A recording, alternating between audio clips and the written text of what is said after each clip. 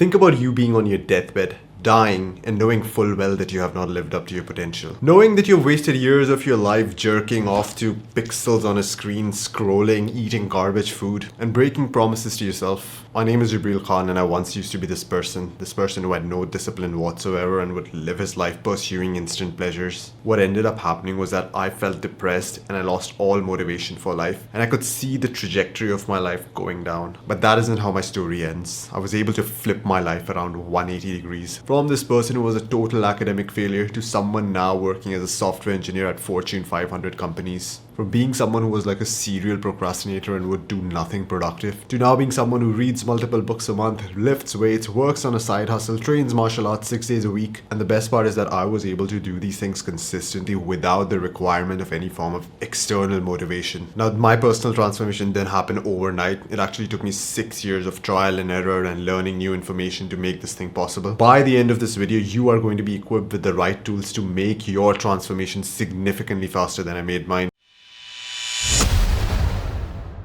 Ever since I was in school, I wanted to do great things in life. Like, I wanted to be the smartest kid at school. I wanted to be the most athletic kid at school. But the thing is that I did not know how to accomplish any of that. Because as a kid, the only source of knowledge, wisdom that I had was movies. Like, I just used to see the main character just doing all these really hard things. One day he decided, you know what, I'm going to be motivated and I'm going to accomplish something. And he suddenly decides to train and becomes a fighter. And I thought that this is how human behavior actually works. So I would get up, feel really motivated after watching the movie.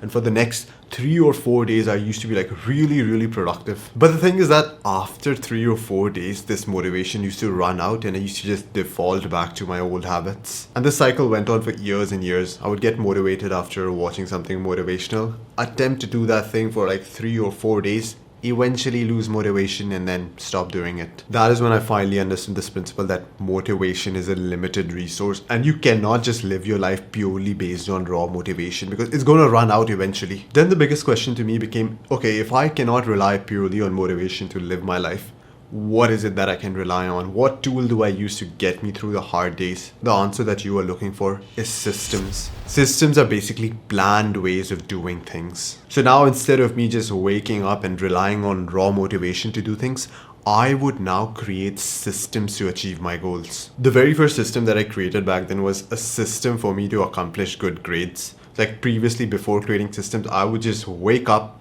and depending on my mood, I would either study or I wouldn't study. I would just lie on the couch and scroll or something. But because I now had a more systems-oriented approach, I was no longer living my life purely based on my mood. I was actually following a routine. And this actually meant that I didn't have to make any decisions on the go. The decisions had already been made for me in my routine. I wanted to get good grades, so the first task in my routine was a 4-hour long study session that I did early morning. And just so that I was focused during that session, I would sleep as early as 9 p.m. And a day prior, I would clear my table, I would keep my notes ready. So now what I would do each morning is simply wake up, follow what's on my routine, step by step in a linear fashion. All of a sudden now I had no decisions to make. I knew exactly what time I had to study. I knew exactly what time I had to sleep. I knew exactly what time I had to wake up. And this meant that a lot less energy was required from me to do these things. Because a lot of people set goals and they don't really have a system in place to accomplish that goal, they waste a lot of psychological energy just thinking about decisions all day. What decisions do I make right now that will lead to my goal? And when you're constantly thinking about things, you're actually draining yourself. And this makes the goals actually unreachable. You need to actually sit down one day and ask yourself, what is it exactly that you want? And once you have a goal in mind, you need to actually design a system that will eventually lead you to accomplish that goal. Because without a system in place, without daily steps that will allow you to reach that goal, then you don't have a goal. Then it's more like a dream. You don't know how you're going to get there. And this is what made the foundation of my discipline, understanding that motivation is something that you cannot rely on long term, but rather having systems in place to pursue your goals. And these systems are actionable steps that you can perform each day without having to think too much. So back then when I was still living like a degenerate, eating fast food, sleeping at 2 a.m., waking up sleep deprived, even though I lived this way, I still tried to do some productive activities. Like I would actually try to sit down and study or try to go to the gym. But what I realized was that my mind and my body kept disobeying me. Like they weren't willing to do the things that I actually wanted to do. They were like, nope, we are not doing this. We are not interested in this. The best way to describe this would be like having a giant block between you and the activity. It just feels incredibly hard to start that activity. And the worst part is that this block was created by me. When you start living a life that is just filled with instant pleasure, like then you eventually end up destroying your mind and body the way I did. And when that happens, there seems to be a disconnect between what you want and what you're capable of doing. Like your mind and body start disobeying you when you treat them poorly. Once I understood that this was the reason, I had a whole new perspective about myself. I started treating my mind and my body like a $1 million racehorse. I told myself that this is the only brain, this is the only body that I have in this life. Why would I not treat it as something valuable? Why would I do things that harm it? So then I started figuring things out, like how do I quit fast food? How do I stop watching pornography? How do I fix my sleeping habits? Started working out a bit, started reading more books. So basically I now started respecting my body. So the more that I started respecting my mind and my body, the easier it felt to do things. I wouldn't have to like do mental gymnastics or debate myself. It almost felt like natural, as if like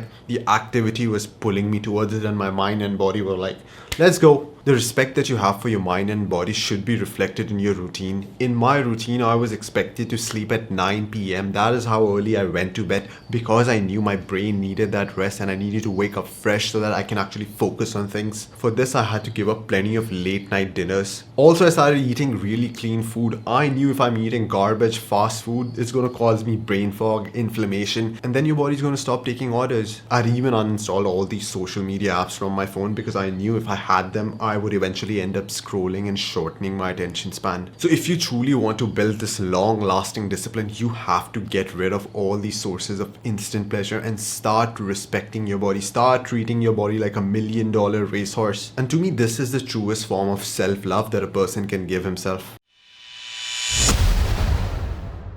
You know, when you look at certain people, there are certain things that come to your head. For example, if you looked at Andrew Tate, you might think that, okay, this person appears to be confident. If you look at Khabib, you might think that, oh yeah, this guy's extremely disciplined. If you look at Elon Musk, you might think, okay, this guy's extremely smart. But what comes to your head when you look at yourself? For quite a while, I had developed a self-image of a loser. What I thought about myself was that I'm good for nothing. I'm not disciplined. I'm someone who's addicted to instant gratification. I'm a fuck up. Everyone hates me. The world is out there to get me. And having these beliefs about myself actually influenced my actions. Like I would learn something new, some new self-improvement technique. And somewhere in my subconscious mind, I would think that, oh yeah, this has worked for 1,000 different people, but this would never work for me because I'm a loser and nothing works for me. And then I would actually find a way to fuck it up. I remember I had a math exam in high school and I prepared for it for like 20 hours, but I actually thought that I was a loser and math was not my cup of tea. And I still ended up bombing that exam because your self-image actually makes sure that it is correct, that your beliefs about yourself are correct. And you too probably have some negative beliefs about yourself, and maybe you acquired these beliefs during your childhood or during past failures.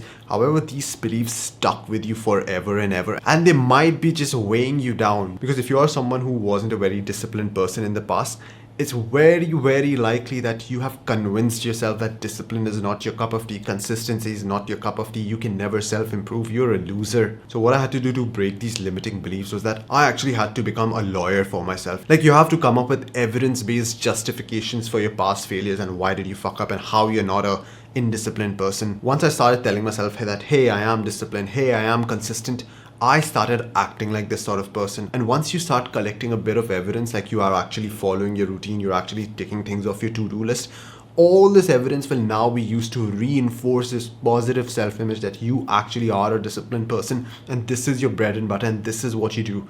It will become your second nature eventually.